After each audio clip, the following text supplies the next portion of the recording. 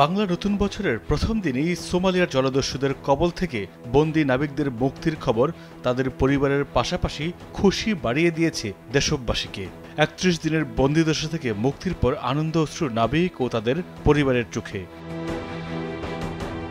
বাংলাদেশের জাহাজ এমবি আবদুল্লাহ জলদস্যুদের কবলে পড়ার পর থেকেই জাহাজটির নিরাপত্তা ব্যবস্থা নিয়ে চলছিল আলোচনা সমালোচনা।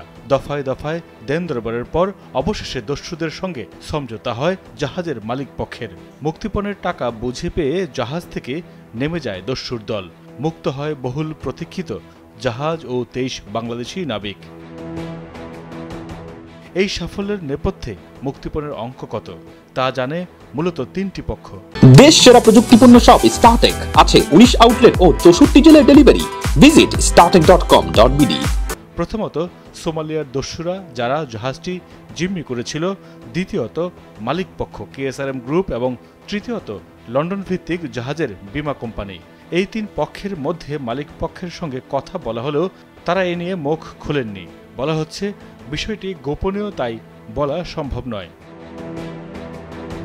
রোববার চট্টগ্রামের আগ্রাবাদ এলাকায় সংবাদ সম্মেলনে KSRM এর মালিকানাধীন SR শিপিং এর প্রধান নির্বাহী কর্মকর্তা মেহেরুন করিম বলেন, উদ্ধার প্রক্রিয়া হ্যান্ডেলিংয়ের জন্য জাতীয় এবং আন্তর্জাতিকভাবে মনোনীত প্রতিনিধি তিনি। তাদের সঙ্গে কনফারেন্সিয়াল এগ্রিমেন্ট হয়েছে মুক্তিপণের বিষয়ে আলোচনা না করার জন্য। সেই এগ্রিমেন্ট অনুযায়ী তিনি গণমাধ্যমের সঙ্গে কিছু শেয়ার করতে পারবেন না, কারণ এটা তিনি স্বাক্ষর করেছেন। তবে বিভিন্ন মাধ্যম থেকে জানা গেছে দস্যুদের দেয়া হয়েছে ৩ ব্যাগ টাকা। ৩ ব্যাগে কত ডলার ছিল তা নিয়ে মালিকপক্ষ মুখ না খুললেও একাধিক সূত্রে মিলেছে চাঞ্চল্যকর তথ্য। সোমালিয়ার স্থানীয় গণমাধ্যমে বিষয়টি নিয়ে সংবাদও প্রকাশিত হয়েছে। সেসব সংবাদ মাধ্যমে দাবি করা হয়েছে সোমালিয়ার দস্যুরা ৫ মিলিয়ন বা ৫০ লাখ ডলার মুক্তিপণ পেয়ে জাহাজটি ছেড়ে দিয়েছে। সোমালিয়ার স্থানীয় সংবাদ মাধ্যম ডেইলি সোমালিয়া এবং পান্টল্যান্ড মিররের অনলাইনের এক্স বার্তায় বলা হয় ৫ মিলিয়ন ডলারের বিনিময়ে জাহাজটি ছেড়ে দিয়েছে দস্যুরা। পান্টল্যান্ড পোস্টের অনলাইনে প্রকাশিত প্রতিবেদনে বলা হয় ৫ মিলিয়ন ডলার মুক্তিপণ আদায়ের পর দস্যুরা জাহাজটি ছেড়ে দেন।